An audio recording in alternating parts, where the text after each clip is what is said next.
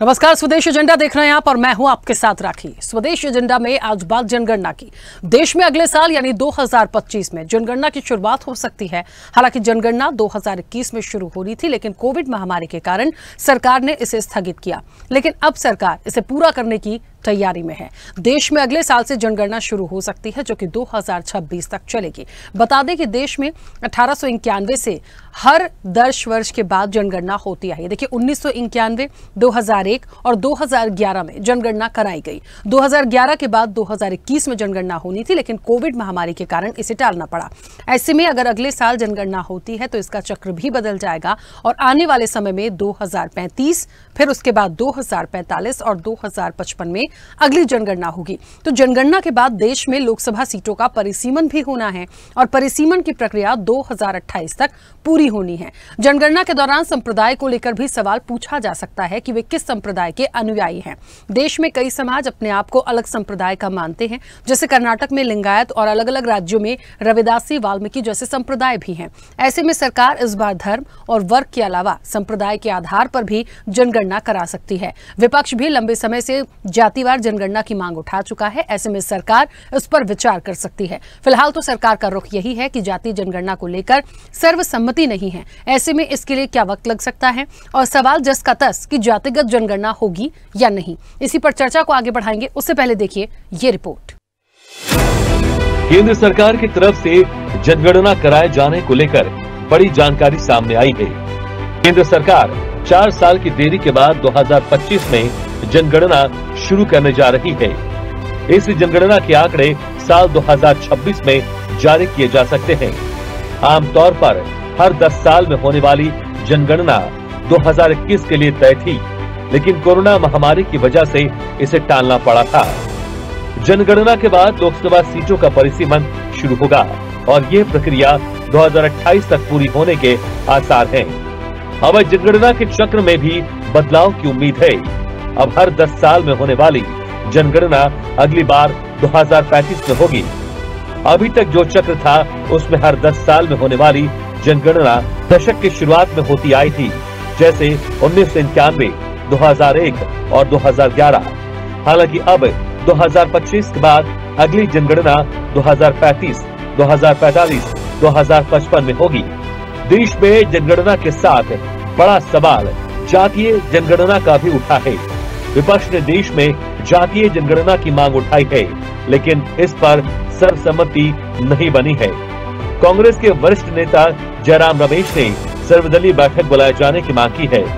हालांकि कहा जा रहा है कि सरकार जातीय जनगणना का फैसला ले सकती है। सरकार चाहती है कि सभी धर्मों में मौजूद जाति व्यवस्था का पता चले और एनडीए के साथियों की मांग का सम्मान हो। इसलिए जातीय जनगणना को लेकर भी सरकार कोई फैसला ले सकती है। उधर जनगणना कराए जाने के फैसले के बाद राजनीतिक प्रतिक्रियाएं भी सामने आई है।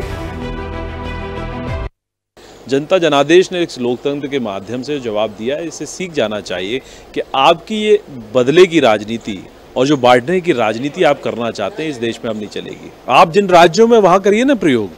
आप जब सत्ता में थे तब क्यों नहीं किया आपने? अब आप जानते हैं कि कर नहीं सकते हो। जिन राज्यों में आप हैं क्यों नहीं करते हैं वहाँ? केंद्र की मानने नहीं मानने का सवाल नहीं है, लेकिन जनता में तो ये महसूस होना चाहिए कि आखिर जब जातियों के ऊपर है, रिजर्वेशन जातियों के आधार पर है, लोगों की हिस्सेदारी उस पर है, गरीब अमीर का भेद उस पर है, नौकरियों का उसमें है, सारी चीज़ों का प्रभाव दिखता है। जो लोग अलग दिखते हैं, जो आइडेंटिफाइड भले ही कम है लेकिन बड़े बड़े पदों पर बैठे हुए हैं, तो नीचे मालूम पड़ा गरीब लोग कितने बेचारे आज भी नीचे बैठे हैं। इसलिए उनकी जनसंख्या जाति आधार पर होनी चाहिए। देश की जनगणना के साथ ही संप्रदाय को लेकर भी सवाल उठाए जा सकते हैं। अब जनगणना होती है तो धर्म और वर्ग के बारे में सवाल किया जाता है। जनरल, एससी और एसटी कैटेगरी की भी गणना होती है। इस बार लोगों से यह भी सवाल किया जाता है कि वो किस संप्रदाय के अनुयायी हैं। उदाहरण के तौर पर कर्नाटक में सामान्य वर्ग में आने वाले लिंगायत खुद को अलग संप्रदाय का मानते हैं। कांग्रेस, आरजेडी और कई अन्य दल जातीय जनगणना की मांग काफी टाइम से कर रहे हैं। बिहार में जेडीयू जैसे बीजेपी के गठबंधन सहयोगियों ने भी इस बारे में बात की है, लेकिन केंद्र पर कोई दबाव नहीं डाला है। केंद्रीय स्तर पर आखिरी फैसला प्रधानमंत्री नरेंद्र मोदी और उनके मंत्रिमंडल पर छोड़ दिया गया है। बीजेपी की दूसरी सहयोगी तेलुगु देशम पार्टी भी इस बार सहमत है कि जनगणना होनी चाहिए। राष्ट्रीय स्वयंसेवक संघ भी जाति जनगणना के पक्ष में है, लेकिन उन्होंने कहा कि इसका राजनीतिक फायदा लेने की कोशिश न हो। जातिगत जनगणना पृष्ठभूमि। भारत में पहली जनगणना वर्ष 1872 में कराई गई। वर्ष 1881 की जनगणना के बाद से देश में प्रत्येक 10 वर्ष पर जनगणना कराई जा रही है। 1948 तथा जनगणना नियम 1990 जनगणना के लिए वैधानिक फ्रेमवर्क उपलब्ध कराते हैं। भारत में आखिरी बार जातिगत जनगणना वर्ष 1931 में की गई थी। इसके बाद से देश में जातिगत जनगणना नहीं की गई है। वर्ष 2011 की जनगणना में जाति से संबंधित आंकड़े एकत्रित किए गए, परंतु उन्हें प्रकाशित नहीं किया गया। स्वतंत्रता के बाद से केवल अनुसूचित जाति एवं अनुसूचित जनजाति से संबंधित आंकड़े एकत्रित एवं प्रकाशित किए जा रहे हैं। वर्ष 1931 के जनगणना आंकड़ों के अनुसार देश में पिछड़ा वर्ग की जनसंख्या लगभग 52% है। सार्वजनिक क्षेत्र में नौकरियों के कम होने के कारण अनुसूचित जाति एवं जनजाति के लिए आरक्षित नौकरियों की संख्या में काफी कमी आई है। ये वर्ष 2014 में 1236 से घटकर 2018 में 759 हो गई है। आइए जातिगत जनगणना को लेकर दो महत्वपूर्ण बातें आपको बता दें।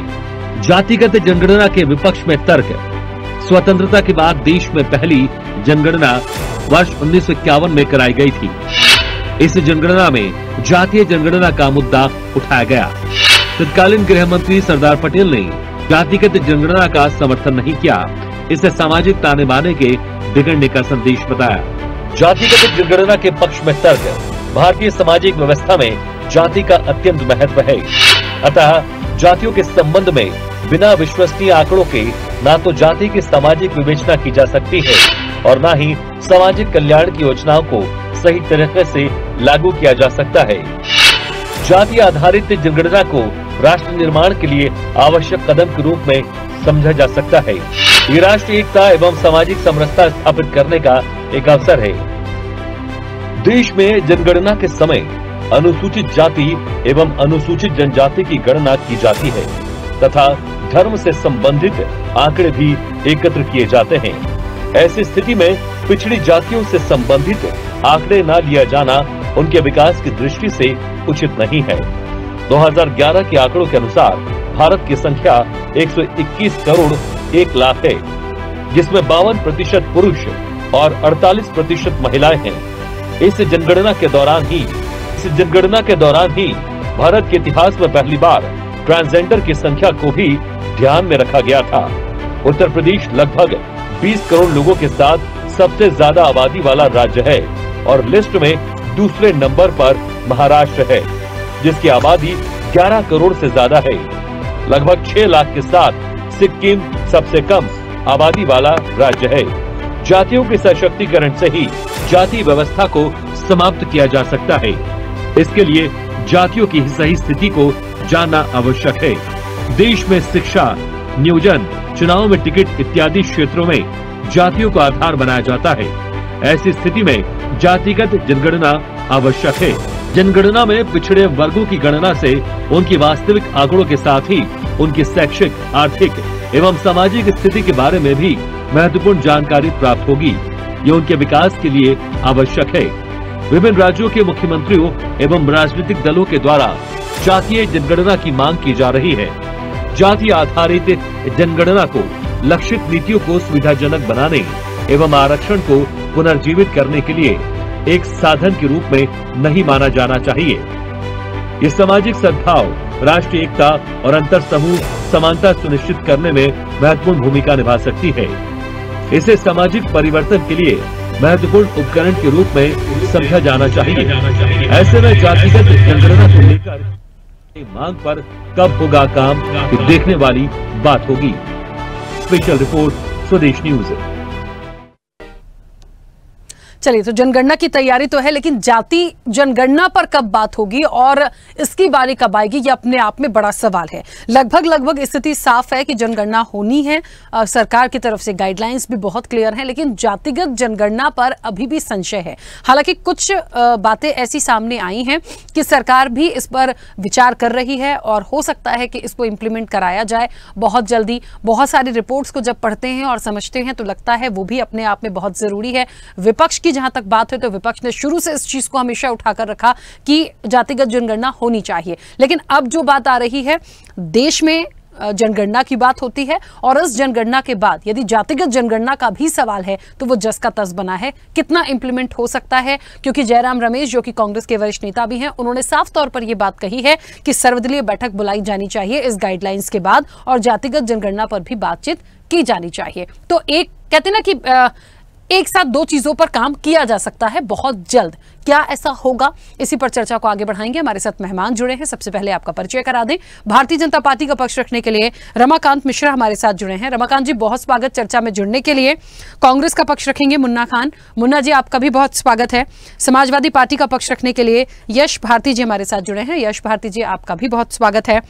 राष्ट्रीय कार्यकारिणी जनता दल यूनाइटेड से यानी जेडीयू से जगनारायण सिंह यादव हमारे साथ जुड़े हैं। जगनारायण जी, आपका भी बहुत स्वागत है। आरजेडी का पक्ष रखेंगे संजय सिंह यादव। संजय जी, आपका भी बहुत स्वागत है।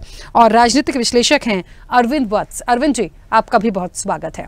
चर्चा की शुरुआत सबसे पहले रमाकांत जी आपसे करूंगी और सभी मेहमानों से एक रिक्वेस्ट है, क्योंकि हम जातिगत जनगणना पर बात कर रहे हैं और देश की जनगणना पर भी हम बात कर रहे हैं, बहुत कम शब्दों में पॉइंट टू पॉइंट अपनी बात रखेगा, क्योंकि समय की अपनी सीमा होती है और बहुत छोटे से हमें ब्रेक के लिए भी रुकना होता है, तो फिर वो बातें पूरी नहीं हो पाती। तो बहुत रिक्वेस्ट है, पॉइंट टू पॉइंट उसी पर अपनी बात रखेगा बहुत जल्दी से। रमाकांत जी, आपसे शुरू कर रही हूं और पहला सवाल बहुत छोटा सा।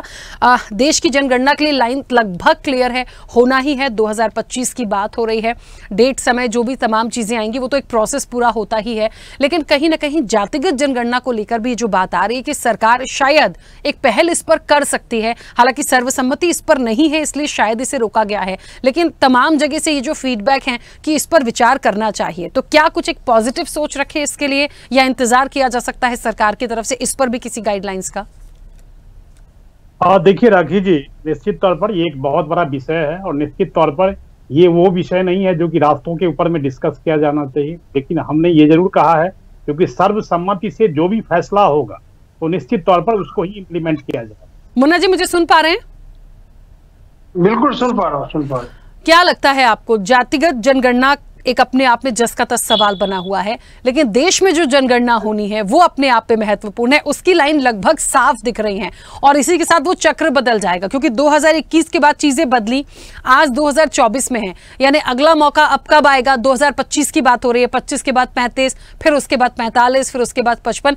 ये एक लाइन जो है 10-10 साल में जो जनगणना होती है उस पर हम बात करेंगे, लेकिन 2025 में जो जनगणना की बात हो रही है तो बड़ा महत्वपूर्ण था जातिगत जनगणना, जिसको इलेक्शन में भी उठाया गया। विपक्ष ने बहुत जोर शोर से इस चीज को रखा और मुझे लगता है एनडीए के जो गठबंधन के साथी हैं उनमें से भी बहुत स्टेट वाइज यदि देखा जाए तो उन्होंने भी इस डिमांड को रखा था। तो शायद ऐसा लग रहा है कि सरकार इस पे कुछ एक पॉजिटिव अपना रुख रख सकती है। हालांकि क्योंकि रमाकांत जी की बात अधूरी रह गई थी, मैं वापस उनसे पूछूंगी, लेकिन फिलहाल आपको क्या लगता है इस पर इंप्लीमेंट करेगी सरकार? देखिए, मैं समझता हूँ करना चाहिए। बार बार जिस तरीके से विपक्ष आवाज उठाती आ रही है, कांग्रेस पार्टी और कई अन्य घटक दल भी आवाज उठाते हैं। क्या आप मेरी आवाज जा रही है? आ रही है आपकी आवाज, बोलिए। हाँ, जिस तरीके से विपक्ष बार बार आवाज उठाती आ रही है कि आप जातीय जनगणना करवाइए, किस जाति में कितने लोग हैं कम से कम ये पता लगे। जिस तरीके से हमारे राष्ट्रीय नेता श्री राहुल गांधी जी ने कहा कि जिसकी जितनी हिस्सेदारी उसकी उतनी भागीदारी, तो ये चीजें अब सरकार को कहीं ना कहीं सरकार अब मन बना रही है। जिस तरीके से हमारे राष्ट्रीय नेताजी बार बार कहते आ रहे कि आप जातीय जनगणना करवाइए, जातीय जनगणना से कहीं ना कहीं सरकार डर रही है। देखिए क्या है कि भारतीय जनता पार्टी कहीं ना कहीं ब्राह्मणवाद पार्टी है, तो इस तरीके से लोगों में अब एक बात फैल चुकी है कि कहीं ना कहीं भारतीय जनता पार्टी चाहती है कि दलित, पिछड़ा, मुस्लिम, अल्पसंख्यक जितने भी है ये सब दबे रहे, ताकि इनकी बात जो जितनी आबादी है ये सरकार उसे आंकड़ा न दे, ताकि उन्हें ये ना पता लग जाए कि हमारी आबादी तो इतनी है। तो अगर आबादी का लोगों को पता लगेगा तो स्वाभाविक है लोग अधिकार मांगेंगे और अधिकार के ऊपर सरकार फेल हो जाएगी। जिस तरीके से आज किसी भी संस्था में जाइए, वहां मतलब पिछड़ा, दलित और अल्पसंख्यक किसी भी तरह के लोग वहां नहीं मिलते। बड़े से बड़े ओहदे पे जाइए आपको नहीं मिलेंगे। तो ये चीजें साफ होना जरूरी है कि आप देश की जनता को इस तरीके से नहीं बरगला सकते, नहीं बांट सकते। मान लीजिए जिसकी हिस्सेदारी 60% है, उसका एक भी कोटा नहीं, उसके एक भी अधिकारी नहीं, उसके एक भी लोग नहीं। आखिर अगर एक लोग नहीं है तो उसका आवाज उठाएगा कौन? अगर उस बिरादरी में अगर कोई पीड़ित है तो आवाज कौन उठाएगा? इसीलिए जाति जनगणना बहुत जरूरी है। लोगों को ये पता लगे कि किस जाति के कितने लोग हैं और उसकी जितनी हिस्सेदारी होगी उतनी उसकी भागीदारी। इस फॉर्मूले पर सरकार अगर काम करती है तो मैं समझता हूँ बहुत ही अच्छा कदम होगा। लेकिन ये सरकार करेगी नहीं। ये बार बार 2021 में भी देखा आपने, जातीय जनगणना के बाद ये चुनाव जीते गए, उसके बाद उसे ठंडे बस्ते में डाल दिया गया। तो मैं समझता हूँ कहीं ना कहीं जातीय जनगणना की बात सरकार इसलिए कर रही है क्योंकि उसे देख रहा है कि उत्तर प्रदेश में 10 सीटें उपचुनाव है, महाराष्ट्र और झारखंड दोनों बड़े बड़े राज्य जहां चुनाव होने, तो वहां कहीं ना कहीं शगुफा छोड़ने की कोशिश भारतीय जनता पार्टी के द्वारा हो रही है कि जातीय जनगणना होगी। लेकिन ये जातीय जनगणना ये कराएगी नहीं। अगर जातीय जनगणना इसे कराना था, लगातार 12 साल से केंद्र में भारतीय जनता पार्टी की सरकार है, आज तक ठीक है मुन्ना जी। लेकिन एक बात आपने जो, क्योंकि उत्तर प्रदेश का आपने जिक्र किया तो ये भी बहुत जरूरी है। मुझे लगता है पार्टी बहुत अच्छे से जानती है कि जनसंख्या के हिसाब से भी देखें तो अपने आप में बहुत बड़ा स्टेट है उत्तर प्रदेश, और यदि इंप्लीमेंट कराने के लिए आप कह रहे हैं कि नहीं कराएगी, यदि वो सोच भी रही है और उसका कुछ भी कर देती है, मान लीजिए एक कहने में ही आ जाता है कि हम उस पर सहमति हैं और बैठक बुला सकते हैं, तो भी ये उनके प्लस में जाता है। लेकिन होगा कि नहीं, अब इसका इंतजार करना है। हाँ, रमाकांत जी अपनी बात रखिए। अच्छा जी, देखिए यहाँ पर मुन्ना जी भी कह रहे थे 2011 की बात कर रहे थे, जनगणना की बात कर रहे थे, जो कि हम 10 साल से सरकार में है और हमने 2021 की बात की है।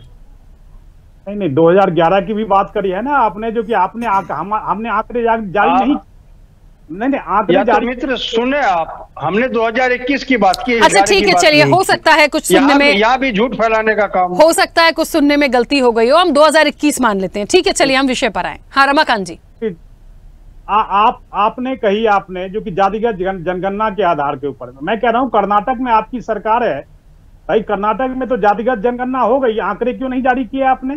क्या ये प्रश्न नहीं पूछा जाना चाहिए? दूसरी बात राखी जी ये है, जातिगत जनगणना के लिए राजनीति कौन कर रहा है? ये राजनीति कर रहे हैं कांग्रेस वाले, अन्य विपक्षी दल जितने भी हैं उनके साथ। आपने देखा होगा जो किस तरह से एक हलवा सेरेमनी के लिए भी वहां पर जाति की बातें पूछी जा रही है। क्या आपको ये हास्यास्पद नहीं लग रहा है? आप फैशन शो हो रही है, वहां पर जातिगत बातें पूछते हैं, क्या ये आपको इस देश के अंदर में हास्यास्पद नहीं लग रहा है? जो कि एक विपक्षी पार्टी जो इतनी जिम्मेदार पार्टी है और इतने सालों से देश के अंदर में उन्होंने सत्ता में रही, उसके बावजूद भी अभी भी इस तरह की बातें कर रही है, तो क्या ये 1947 के विभाजनकारी जो मानसिकता है उससे बाहर? 10 सेकंड दीजिएगा मुझे, 10 सेकंड सुन लीजिए।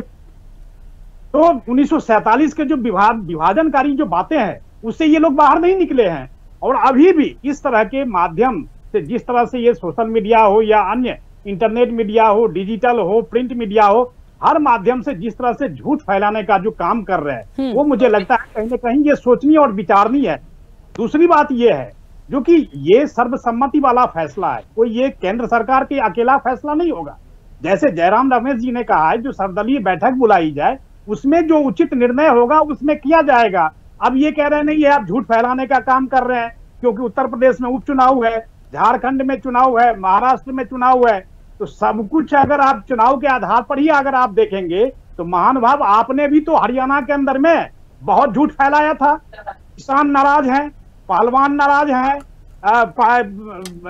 पता नहीं और कौन कौन नाराज है, लेकिन जिस तरह से जनता ने जवाब दिया वो आपको बिल्कुल, मुझे लगता है इस तरह के उदाहरण निश्चित तौर पर कांग्रेस या अन्य विपक्षी दल को एक बहुत बड़ा ये उदाहरण है, और इससे आपको सीख लेनी चाहिए। मैं कहता हूं आप केवल हिंदू के अंदर में ही जाति क्यों ढूंढते हैं? हर धर्म के अंदर ढूंढिए ना।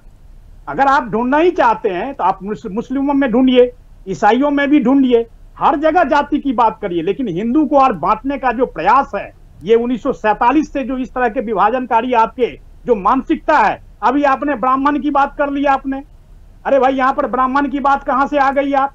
तो इस तरह की जो मानसिकता से उबरने का काम करिए। कांग्रेस वालों को मैं कहना चाहता हूं, जो इस तरह का मानसिकता बिल्कुल पाल करके नहीं रखिए। अगर सर्वसम्मति से ये फैसला होता है जो कि जातिगत जनगणना होगी, निश्चित तौर पर होगी। जैसे हमने बिहार के अंदर में, हमने उस समय में तो हम सरकार में भी नहीं थे राखी जी, उसके बावजूद भी हमने उनको सपोर्ट किया। तो जहां पर हमें जरूरत महसूस होगी निश्चित तौर पर हम करेंगे और सब होगा। ठीक है, चलिए रमाकांत जी वापस आऊंगी। यशी, मुझे लगता है बेहद महत्वपूर्ण है। मुन्ना जी आऊंगी मैं, प्लीज 2 मिनट दीजिएगा क्योंकि जल्दी जल्दी से सबकी प्रतिक्रिया आ जाए। बस आ रही हूँ, 1 मिनट यशी की प्रतिक्रिया आ जाए।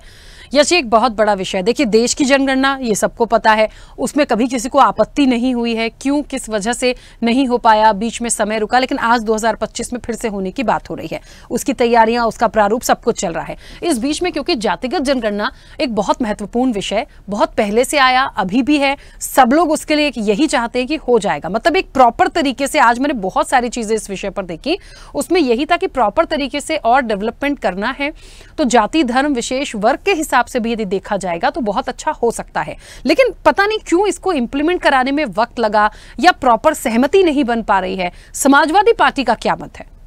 ये मैं समाजवादी पार्टी का भी मत बताऊंगा और क्या दिक्कतें आई जो आप चर्चा कर रहे हैं, क्योंकि चर्चा से जो हमारे बीच जिन साथियों ने बोला है वो कहीं डिरेल है थोड़ा सा, और आपके प्रश्न बिल्कुल सही हैं लगातार। 1931 में अंग्रेजों द्वारा जातीय जनगणना सबसे पहले कराई गई और उन्हीं आंकड़ों के आधार पर आज तक योजनाएं चल रही हैं। देश आज़ाद होने के बाद भी अंग्रेजों द्वारा 1931 में जो जनगणना कराई गई उसी के आधार पर हम लोग चल रहे हैं। अंग्रेजों के द्वारा जो तमाम चीज़ें की गई थी उस व्यवस्था को इस नाम पर बदला जा रहा है कि अंग्रेजों की व्यवस्था है, कुलपति का नाम बदल दिया, वाइस चांसलर का नाम बदल दिया, तमाम चीज़ें लगातार बदली जा रही हैं भारतीय जनता पार्टी एनडीए के सरकार में। लेकिन जातीय जनगणना कराने पर क्या दिक्कत है एनडीए और भारतीय जनता पार्टी को, वो स्पष्ट नहीं करते। यहां पे भी हिंदू मुसलमान करने से लोग बाज नहीं आते, जैसे ही भारतीय जनता पार्टी के साथी ने यहां पे बात कर दी, उस पर भी मैं अंत में बात कर लूंगा। तो बात यहां आती है कि 2011 में भी जातीय जनगणना हुई लेकिन उसके आंकड़े घोषित नहीं हुए। आंकड़े घोषित क्यों नहीं? क्योंकि 11 में तो जनगणना हुई और 12-13 तक लगभग जनगणना चली।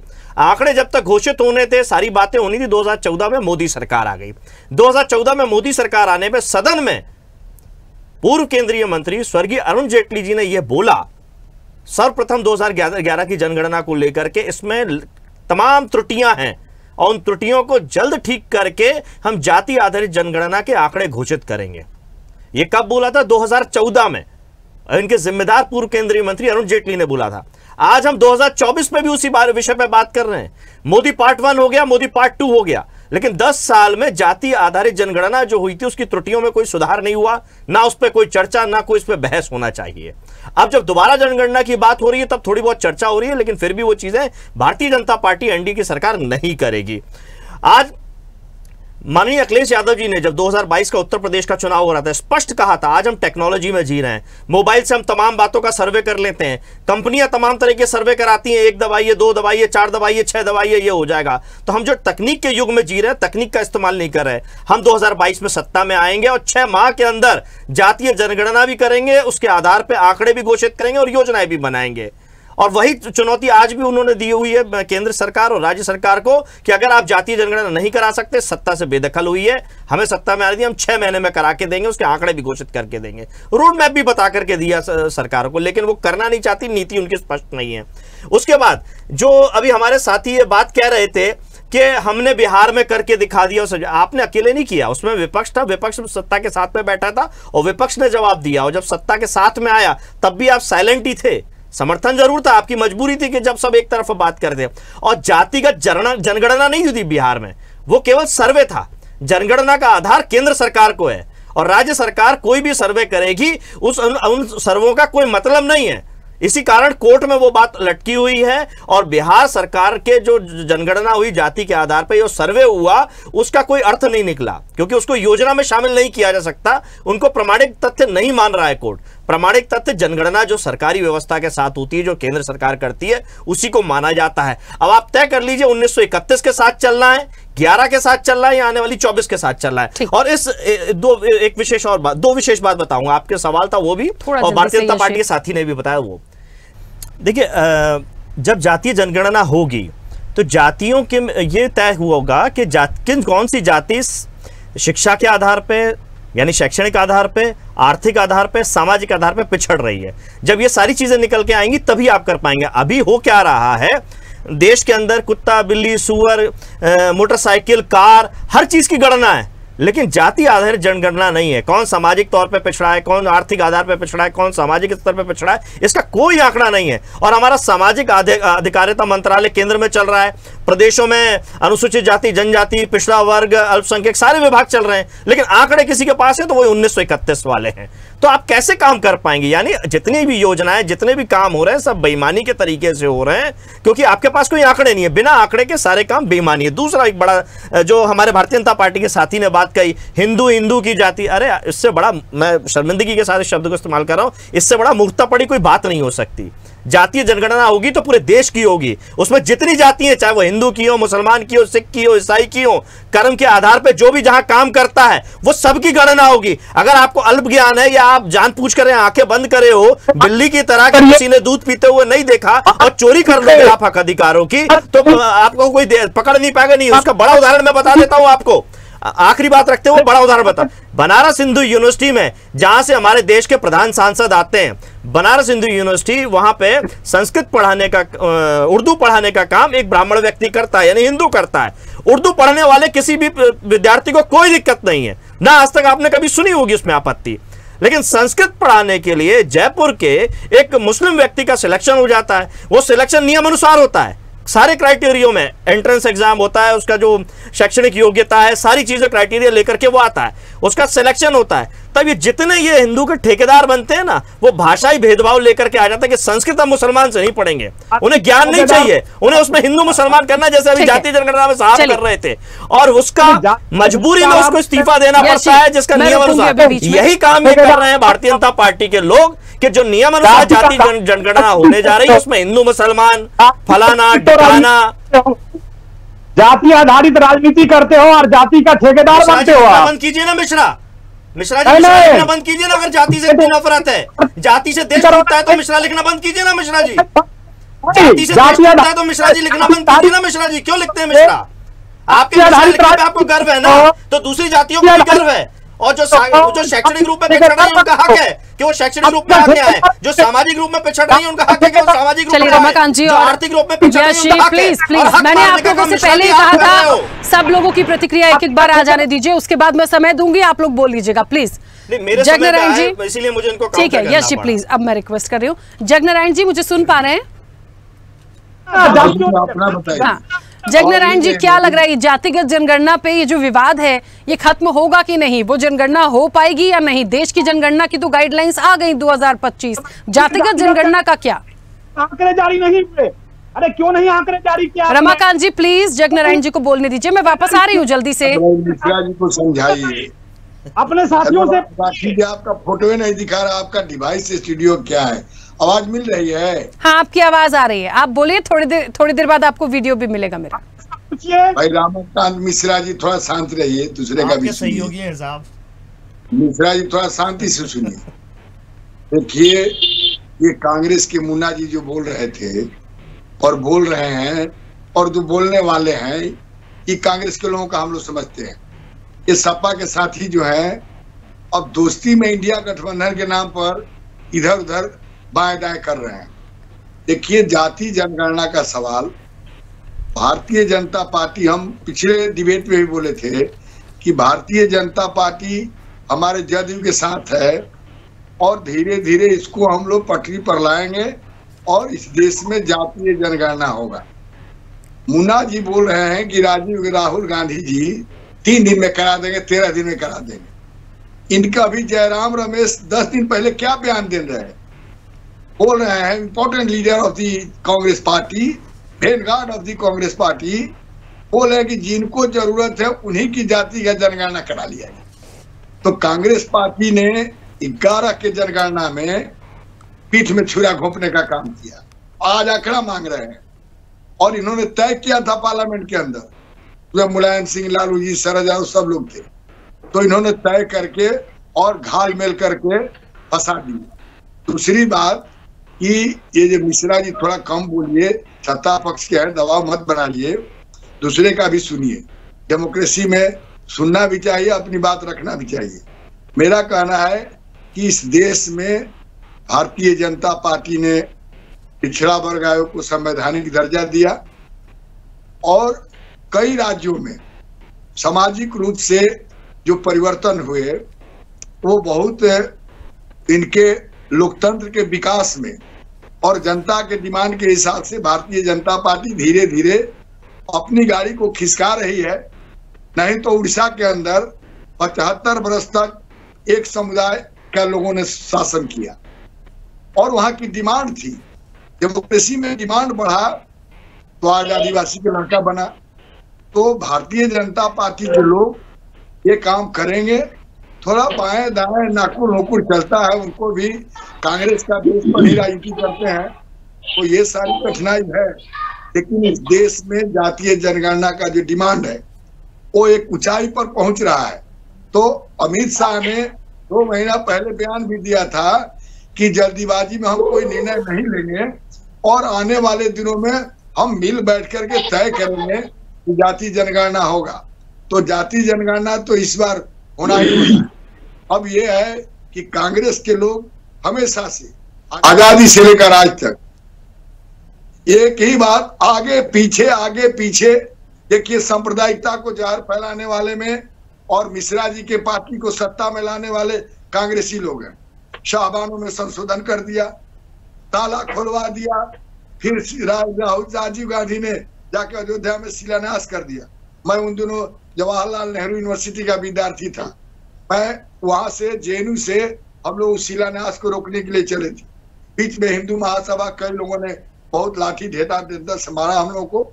तो ये कांग्रेस के लोगों का चरित्र तो बराबर दोहरा रहा है। भारतीय जनता पार्टी सांप्रदायिकता फैला रही है, तो ये लोग क्या किए हैं 40 साल, इनका भी देखिए। और ये ब्राह्मणवादी बोल रहे हैं मुन्ना जी, ब्राह्मणवाद कौन फैलाया है इस देश में, हर लोग जानते हैं। नेहरू के बाद आपकी पार्टी वही रास्ते पर चली। बीजेपी तो इस देश के लोकतंत्र की आवाज को समझकर आगे पीछे कर रही है। आप तो मध्य प्रदेश में राजाओं का साम्राज्य बना के रखे हुए थे, आज भारतीय जनता पार्टी ने मोहन यादव को भी बनाया, या आपके एक बेलदार के बेटा शिवराज सिंह चौहान को भी बनाया। इसके पहले एक ये कौन बाबूलाल गौर को भी बनाया। आपने किसको बनाया? दिग्विजय को बनाया, सिंधिया को बनाया। इस देश में आप सामाजिक परिवर्तन के हक रहते तो इस स्थिति में नहीं आते। इसलिए पुराने इतिहास को और आज के कर्मक को समझिए, और मुझे विश्वास है कि हम लोग भारतीय जनता पार्टी को समझाने में सक्षम हैं और इस देश में जाति आधारित जनगणना होगा। भारतीय जनता पार्टी एक सांप्रदायिकता का जो सवाल है, वो सवाल कांग्रेस से भी जुड़ा हुआ है। बहुत कांग्रेस में सांप्रदायिक दंगे हुए, बहुत खेल हुआ, सारा इतिहास को लोग जानता है। और आज भी जयराम रमेश बोल रहे हैं कि जिन जातियों को जाति का गणना कराने की जरूरत है वो करा लेंगे, उन्हीं का हो जाए। ठीक है। और राहुल गांधी चर्चा कर रहे हैं, तो कांग्रेस पार्टी तो आज भी आपस में बटी हुई है। क्या जयराम रमेश सही बोल रहे हैं कि राहुल गांधी सही बोल रहे हैं और सोनिया गांधी इस पर चुप है? ठीक है। हम लोगों को तो पता नहीं चल रहा है, लेकिन डेमोक्रेसी में भटकाव हो सकता है, एब्रेट किया जा सकता है, लेकिन डेमोक्रेसी के धार को मुन्ना जी और मिश्रा जी दुनिया में रोका गया है, न रुकेगा न रुकने वाला है। ठीक है जगनारायण जी, रोकूंगी मैं। ठीक है सर। इस देश में जाति जनगणना होना निश्चित है, जिससे लोगों को पता चले कि उन जातियों का क्या स्थिति है, उनको क्या सरकारी मदद किया जा सकता है, और सबके साथ सबका विकास, सबका हाथ तब मजबूत होगा जब जाति के आधार पर पता चलेगा भाई किस समाज का संप्रदाय पर ही कराना चाहते हैं। ठीक है जगनारायण जी, रोकूंगी मैं बीच में। ठीक है संजय जी अपनी बात रखिएगा। जातिगत जनगणना पे आरजेडी का पक्ष, मुझे लगता है देखिए सभी लोग इसको बहुत ज्यादा सकारात्मक के साथ चाहते हैं कि होना चाहिए, और इस बार ऐसा लग रहा है कि भारतीय जनता पार्टी, जैसे भी जगनारायण जी कह रहे थे कि समझाने में भारतीय जनता पार्टी को कहीं ना कहीं उनका एक गठबंधन का हिस्सा है वो जाहिर तौर पर, तो वो समझाने में सक्षम होंगे। और हो सकता है यदि पार्टी इस और एक कदम आगे बढ़ा देती है और ये सफल हो जाता है तो मुझे लगता है तो बहुत अच्छा हो जाएगा। आपकी क्या राय है? संजय जी मुझे सुन पा रहे हैं? मेरी आवाज आ रही है आपको? हाँ अभी आपकी आवाज आ रही है, बोलिएगा। राखी जी, जातीय गणना को इस देश में किसी राजनीतिक पार्टी को नहीं दिख रहा रोकने की ताकत नहीं। ये आज हो या कल हो, जातीय जनगणना या जातीय गणना कराना ही पड़ेगा तमाम राजनीतिक दलों को। और इसकी प्रक्रिया बिहार से राष्ट्रीय जनता दल में जब सरकार में थी नीतीश कुमार जी के साथ, तो हम लोगों ने करवाया भी और भाजपा वालों ने भी समर्थन किया। ऐसी बात नहीं है कि भाजपा के लोग ने इसका समर्थन नहीं किया। तो इस देश में कमोबेश सबकी राय है, सभी राजनीतिक पार्टी की राय है कि गणना और जातीय गणना ये देश की हकीकत है और ये बहुत जरूरी है। जब तक साधन और संसाधन कैसे आवंटित किया जाएगा, किस जाति के लोग, किस संप्रदाय के लोग कितनी संख्या में है, इसकी जानकारी होनी ही चाहिए इस देश के लोगों को। और कमोबेश है भी, भले ही इसे सार्वजनिक रूप से लोग स्वीकार नहीं करते हैं। आप जान ले राखी जी, मैं एक गंभीर बात बोलने जा रहा हूं। जब भी किसी लोकसभा का टिकट दिया जाता है, विधानसभा का टिकट दिया जाता है, तो तमाम राजनीतिक पार्टी अपना आंकड़ा देखती है कि उस लोकसभा क्षेत्र में किस जाति की संख्या कितनी है, किस विधानसभा में किस जाति की संख्या कितनी है।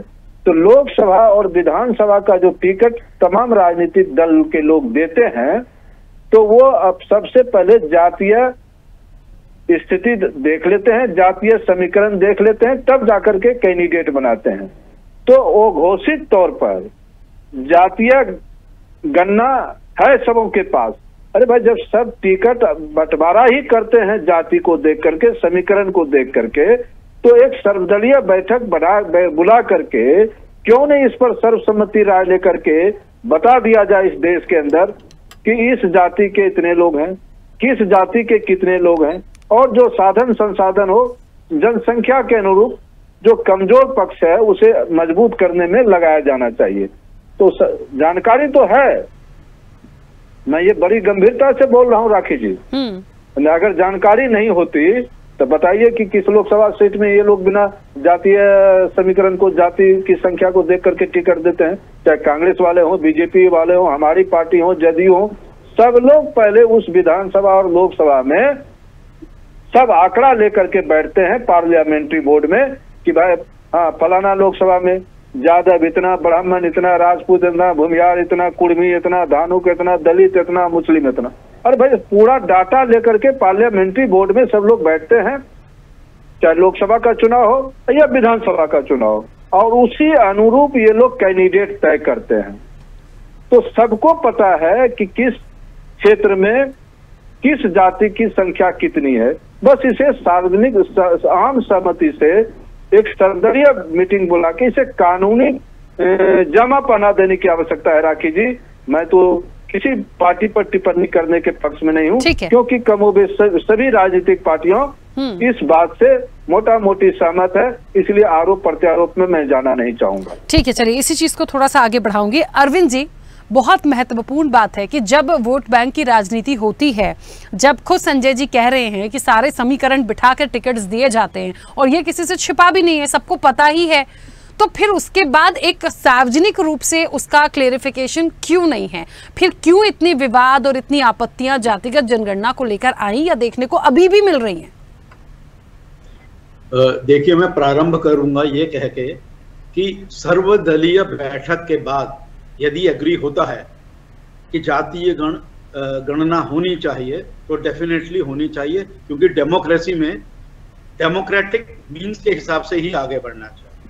अब रही बात वो मीटिंग कब होगी, वो हम लोग नहीं डिसाइड कर सकते हैं। लेकिन जो बहुत बड़ा मुद्दा है, और थोड़ा बहुत आपने भी देखा यहाँ पे नोक झोंक भी हुई है, मुद्दा ये है कि उसका पॉलिटिकल माइलेज कोई ना ले, ये हर राजनीतिक दल को एक सर्टिफिकेशन देना पड़ेगा, क्योंकि भारत मूलतः जातिवाद पे ही चलता है। ये सच्चाई है, अंग्रेजों ने शुरू करी, हमने कैरी करी और अभी तक चल रही है। तो रही बात इसकी कि क्या पॉलिटिकल माइलेज तो लेता ही लोग हैं, इसका मिसयूज होगा कि नहीं होगा, इसकी गारंटी कोई नहीं ले सकता। उसके लिए एक अंडरटेकिंग होनी चाहिए। अभी जो सज्जन बोल रहे थे, ये बात सच है कि कैंडिडेट का चयन राजनीति में जाति देख के भी होता है और शायद होता ही है। तो रही बात इसकी कि क्या करानी चाहिए कि नहीं करानी चाहिए, यदि डेमोक्रेटिक नॉर्म्स में देखें सब राजनीतिक दल एग्री करते हैं तो करा लेनी चाहिए। लेकिन मेरी पर्सनल राय है कि क्या हम जाति से ऊपर नहीं उठ सकते? क्या हम सर्व डेवलपमेंट की बात नहीं कर सकते? इसमें एक जाति विशेष की ही क्यों डेवलपमेंट की हम बात करें?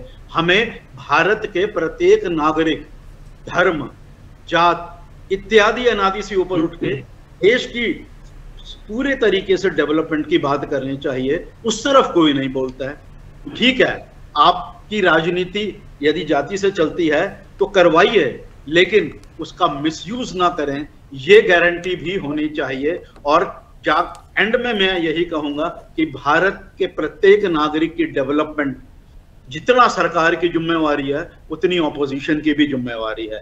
तो दोनों मिलकर, जो अभी हमने यहां देखा कि एक दूसरे पे कटाक्ष हो रहा था, वो हमारी राजनीतिक धरोहर सी बनते जा रही है। हम उससे ऊपर, राष्ट्रीय जनता दल ने किसी के ऊपर कटाक्ष नहीं किया, ये बहुत अच्छा होगा। ठीक है, हाँ ठीक है संजय जी, आई एग्री कि आपने किसी पर कटाक्ष नहीं किया, आपने बहुत क्लियरिटी से अपनी बात रखी। वो आपके लिए नहीं कह रहे थे, वो जिस तरीके से नोकझोंक हुई और होती है उसके लिए उन्होंने, अरविंद जी ने वो बात रखी है। खैर चलिए, समय बहुत तेजी से हो रहा है। आप लोगों में से जो अपनी बात रखना चाहते हैं, मुझसे समय भी मांगा था रमाकांत जी ने भी और मुन्ना जी भी। जी एक मिनट रमाकांत जी, क्योंकि मुन्ना जी बीच में कुछ कहना चाह रहे थे, पहले उनको थोड़ा सा समय दे रही हूँ, फिर उसके बाद आप बोलेगा, उसके बाद यश आप। मुन्ना जी जल्दी से बोलिएगा। देखिए, भारतीय जनता पार्टी शुरू से ही, आप बताइए, अभी बार बार कांग्रेस की बात हो रही थी कि आजादी के बाद हिंदुओं के लिए ये, हिंदुओं के लिए वो। अरे आप बताइए, क्या कांग्रेस पार्टी ने कहा कि मूछ रखोगे तो मारे जाओगे? क्या कांग्रेस पार्टी ने कभी समझा वोट के टाइम हिंदू और वोट के बाद बिंदु? क्या कांग्रेस पार्टी ने कहा कि इस मंदिर में जाना आपको मना है? क्या कांग्रेस पार्टी ने कहा कि स्वर्ण समाज के मोहल्ले के बीच में दलित समाज की बारात नहीं जाएगी? क्या कांग्रेस पार्टी ने कहा? तो भारतीय जनता पार्टी के चाल और चरित्र को देश की जनता समझ रही है, इसलिए बार बार ये आवाज उठ रही है कि कहीं कम से कम ये तो पता लगे कि जाति के कितने लोग हैं, किसकी कितनी हिस्सेदारी, कितनी भागीदारी, सारी चीजें साफ होनी चाहिए। इसलिए जाति जनगणना देश के लिए बहुत ही जरूरी है। और जैसे ही सरकार बदलेगी, अगर कांग्रेस पार्टी इंडिया अलायंस की सरकार आती तो सबसे पहला काम जाति जनगणना ही होगा। राखी जी मैं कहूँ कुछ? ठीक है, हाँ रमाकांत जी बोलिए। हाँ राखी जी अभी कह रहे थे कांग्रेस ये नहीं कहा, कांग्रेस ने वो नहीं, लेकिन कांग्रेस ने ये जरूर कहा, क्योंकि देश पर पहला संसाधन, पहला हक, संसाधन के ऊपर में पहला हक अल्पसंख्यकों का है। और ये इनके पूर्व प्रधानमंत्री कहते हैं। ये जानकारी गलत है, जानकारी रख करके झूठ फैलाने का काम कीजिए। गलत बात मत करिए, जानकारी रख करके झूठ फैलाने का काम कीजिए। अब आप लोग फिर झगड़ा करने लगे, समय दे रही हूँ, प्लीज बोलने दीजिए ना। आपत्ति हो सकती है, मैं मानती हूँ आपत्ति होगी, पर बात तो पूरी आने दीजिए। बात पूरी नहीं आने देंगे तो फिर समय खराब हो जाएगा, कोई और नहीं बोल पाएगा सर। इनकी जानकारी गलत है, गलत बोलेगा मैं बोलने नहीं दूंगा। इनकी जानकारी गलत है। पूर्व प्रधानमंत्री मनमोहन सिंह जी ने ऐसा नहीं कहा। आप उनके स्टेटमेंट, उसके बयानों को पढ़िए और झूठ फैलाने का काम मत कीजिए। ठीक है मुन्ना जी, ठीक है, एक मिनट, उनके कहने से चीजें नहीं बदल जाएंगी। एक मिनट, उनकी बात तो पूरी होने दीजिए। आपके गलत कहने, झूठ में झूठ, झूठ में झूठ। अरे आप झूठ बोल रहे हैं, आपको नॉलेज है नहीं है, आप झूठ फैलाने का काम कर रहे हैं। यहाँ पे आपने कर्नाटक के अंदर में जातिगत जनगणना करवाई, आपने क्यों नहीं आंकड़ा जारी किया? ये क्या प्रश्न नहीं पूछा जाना चाहिए आपसे? आप केवल झूठ फैलाने का काम कर रहे हैं यहाँ पे, और हम ही आप कह रहे हैं कि नहीं आपको नॉलेज नहीं है। क्या नॉलेज नहीं है भाई? आप जाकर के देख लीजिए, जाकर के, ये पब्लिक डोमेन के अंदर में है। पब्लिक डोमेन को आप झूठ लाने का प्रयास कर रहे हैं। आप पहले पढ़िए उनके स्टेटमेंट को, उन्होंने कभी ऐसा नहीं कहा। किसने क्या कहा मुझे तो ये बता दीजिए, जातिगत जनगणना होगी या नहीं, सर्वदलीय बैठक में आप लोग जाएंगे या नहीं, उसको लेकर प्रयास करेंगे या नहीं, बात ये हो रही है। मनमोहन जी ने क्या कहा, क्या उसको साइड कर दीजिए सर। अभी तो हम 2025 की बात कर ले, जनगणना की और जातिगत जनगणना की, सबको भी साइड कर दीजिए, क्योंकि यदि सर्वदलीय बैठक होगी तो सबके स्टेटमेंट आएंगे, सबका राय मशवरा होगा ना। मैं यही तो चीज कहना चाह रहा हूँ। आप हमको, आप और मैं समझता हूँ कि आम सहमति बन जाएगी सर्वदलीय बैठक में। राखी जी ठीक है, कहा हमने केवल ये कहा सहमति अवश्य बन जाएगी, होगा वो सर्वमान्य होगा, ये हमने कहा। और जगनारायण जी ने भी इस चीज को कहा है, जो पिछले 2 महीने पिछले जो है, अगर अमित शाह जी का अगर स्टेटमेंट देखेंगे उन्होंने भी कहा यस था। यार, तो कहने का मतलब ये है, केवल गलत नैरेटिव सेट करेंगे ये चीज नहीं चलेगा। ठीक है, यश जी अपनी बात रखिए। देखिए, कांग्रेस को आप कितना भी कोसना चाहें, जगनारायण जी आ रही हैं। कोसते रहिए, लेकिन राहुल गांधी जी ने सार्वजनिक रूप से इस बात के लिए माफी मांगी कि जातीय जनगणना कांग्रेस नहीं कर पाई, कहीं ना कहीं उसमें विरोध भी रहा और हम घोषित नहीं कर पाए आंकड़े, उसके लिए राहुल गांधी जी ने माफी मांगी कांग्रेस के प्रदेश राष्ट्रीय अध्यक्ष रहते हुए। भारतीय जनता पार्टी के लोग कब माफी मांगेंगे इस गलती के लिए? अटल बिहारी वाजपेयी जी भी सत्ता में रहे, मोदी पार्ट 1 पार्ट 2 हो गया, मैंने 2014 का आंकड़ा बताया, अरुण जेटली जी ने उस पर बात पे भारतीय जनता पार्टी के साथी कुछ नहीं बोलने को तैयार है। खत्म करिए उस बात के। जेडीयू के साथी जगनारायण जी ने कहा हम भारतीय जनता पार्टी को जगाएंगे, हम उन्हें समझाएंगे, यानी उनकी तरफ से स्पष्ट है कि भारतीय जनता पार्टी तैयार नहीं है, वो तैयार करेंगे, ये स्पष्ट दिखता है। तीसरी बात, मध्य प्रदेश जैसे राज्य में जहां लगातार भारतीय जनता पार्टी लगभग 20 वर्ष से 27% ओबीसी को अधिकार नहीं दे पा रहे हैं, बार बार चीजें कोर्ट में जाती है, झूठ फैलाया जाता है। कोर्ट ने खुद कहा हमने स्टे नहीं लगाया 27% आरक्षण पे, भ्रम फैलाया गया हमारे निर्णय को लेके। तो कोर्ट के नाम पे, अन्य चीजों के नाम पे झूठ फैलाने का काम भारतीय जनता पार्टी की सरकार करती है। दूसरा, हमारे एक साथी ने भी एक बात कही कि राजनीतिक विश्लेषक जी ने कि जो ये जातिगत जनगणना होगी, इसके आंकड़ों का राजनीतिक लाभ होगा। आप कोई भी वैवाहिक विज्ञापन देख लीजिए, मैट्रिमोनियल के जो आते हैं, लड़का चाहिए लड़की चाहिए, उसमें कहां से शुरू होता है? जो अपने आप को उच्च जाति का कहते हैं समाज में, उनकी जाति सबसे ऊंची, और जिसको छोटा समझा जाता है उसका नाम सबसे आखिरी में। तो ये भेदभाव तो समाज में है, दूर कैसे होगा? सरकार का काम है सामाजिक चीजों को चेतना करना, उनको लाना, उन चीजों को करना। भारतीय जनता पार्टी के उज्जैन से सांसद है चिंतामणि मालवीय जी, पिछले 2014 में चुने गए थे, उनको उज्जैन के ही महाकाल मंदिर में प्रवेश नहीं दिया गया। क्यों? क्योंकि वो SC ST का प्रतिनिधित्व करते थे। ये जो भेदभाव खुलेआम होता है कि किसी आदिवासी के ऊपर पेशाब कर देना, घोड़ी चढ़ने पर उसको मार देना, मूछें रखने पे उसको मारना, पिटाई करना, यह भेदभाव सरकारों की कमजोरी दिखाता है, सरकारों का भेदभाव बताता है कि यह नाकामयाब है अपनी सरकार में काम करने के लिए। दूसरा, अंतिम प्रश्न जो जवाब नहीं देंगे लेकिन जानना जरूरी है, भारतीय जनता पार्टी की केंद्र सरकार और राज्य सरकारों में जो OBC SC ST के बैकलॉग के जो पद खाली, आरक्षण तो है लेकिन जो सीटें रिक्त हैं वो कब भरी जाएंगी? केंद्र में सचिव स्तर पे, कुलपति, अन्य प्रोफेसर, राज्य में चाहे मंत्रालय के अंदर को, ये पद कब भरे जाएंगे? पद जो खाली हैं, ये नाकामयाबी बताते हैं, नियत बताते हैं भारतीय जनता पार्टी की सरकार की कि वो SC ST OBC आरक्षित वर्ग को कहीं स्थान नहीं देना चाहते, ना जातीय जनगणना में। हाँ, अरविंद जी कुछ कह रहे हैं, जल्दी से बोलिएगा। मैं यश जी की बात जो उन्होंने थोड़ा ट्विस्ट कर दिया मेरी स्टेटमेंट को, मैंने ये कहा नहीं, मैंने माफी के साथ आपके स्टेटमेंट को ट्विस्ट नहीं किया। अब आप बोलिए मत, आपने उस समय ट्विस्ट कर दिया था, मेरे को क्लैरिफाई करने दीजिए। मेरा पॉइंट ये था कि इसका राजनीतिक फायदा राजनीतिक दलों को ना उठाया जाए। ये देश प्रत्येक नागरिक की तरक्की के लिए काम होना चाहिए, इसलिए ये जनगणना जरूरी है। इन्होंने ये बोल दिया कि ये और वो, ये सही बात नहीं है। आप ठीक बात रखिए, मैं आप पूरी बात सुनता हूँ। आज का टाइम्स ऑफ इंडिया उठा लीजिए, हिंदी के अखबार उठा लीजिए, वैवाहिक विज्ञापन देख लीजिए। मुझे ऐसा लगता है ये विषय ऐसा आ गया है कि इस पर और बात करेंगे तो और समय की जरूरत पड़ेगी, लेकिन समय की सीमा है, मुझे रोकना पड़ेगा, मुझे बीच में रोकना पड़ेगा। जगनारायण जी सर, क्षमा चाहूंगी, वापस नहीं आ पाऊंगी क्योंकि समय हो गया है। आप सभी का बहुत शुक्रिया इस चर्चा में जुड़ने के लिए। तो जाहिर तौर पर देखिए, जनगणना तो है, लेकिन जातिगत जनगणना कब, ये अपने आप में बड़ा सवाल है। एक महत्वपूर्ण बात जो सकारात्मक रूप से आई है कि सर्वदलीय बैठक की जो बात हो रही है, यदि वो बैठक होती है और सर्वसम्मति उसमें बन जाती है तो मुझे लगता है फिर कोई आपत्ति कहीं नहीं होनी चाहिए। लेकिन जो भारतीय जनता पार्टी के गठबंधन के लोग हैं वो खुद कह रहे हैं कि समझाना पड़ेगा, यानी कहीं ना कहीं भारतीय जनता पार्टी को समझना पड़ेगा, उनको मजबूत करना पड़ेगा इन चीजों के लिए। और यदि वाकई में कोई चीज निकल कर आती है तो फिर वो अच्छी होगी, सार्थक होगी, सकारात्मक होगी, क्योंकि सभी की प्रतिक्रिया से यही समझ में आया कि जातिगत जनगणना होनी चाहिए। अब क्या होगा आने वाले समय में वो देखने वाली बात होगी। फिलहाल चर्चा में इतना ही। बने रहिए स्वदेश न्यूज के साथ, सबसे पहले देश।